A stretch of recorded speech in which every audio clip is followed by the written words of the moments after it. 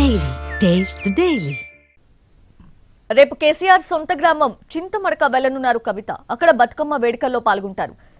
చింతమడకు రావాలని కవితను ఆహ్వానించారు గ్రామస్తులు. చింతమడక సిద్దిపేట నియోజకవర్గంలో ఉంది. అక్కడ హరీష్ రావు ప్రాతినిధ్యం వహిస్తున్నారు.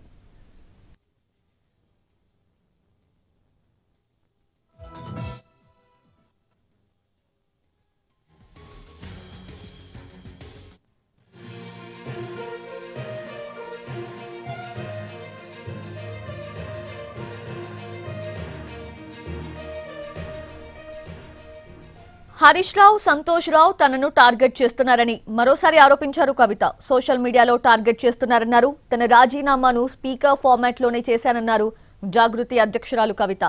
రాజీనామా ఆమోదించమని ఫోన్ చేసి అడిగానన్నారు. తెలంగాణలో కొత్త పార్టీలు వస్తే స్వాగతిస్తామన్నారు.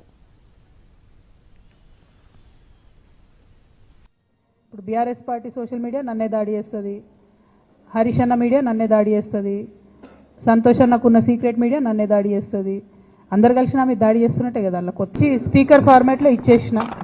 చైర్మన్ గారు నాకు మళ్ళీ నేను తెల్లారు కూడా ఆయనకు ఫోన్ చేసి కూడా చెప్పిన, నేను మంచి సౌండ్ మైండ్లో ఇచ్చిన సార్, కంపల్సరీ నా రెసిగ్నేషన్ యాక్సెప్ట్ చేయండి అని.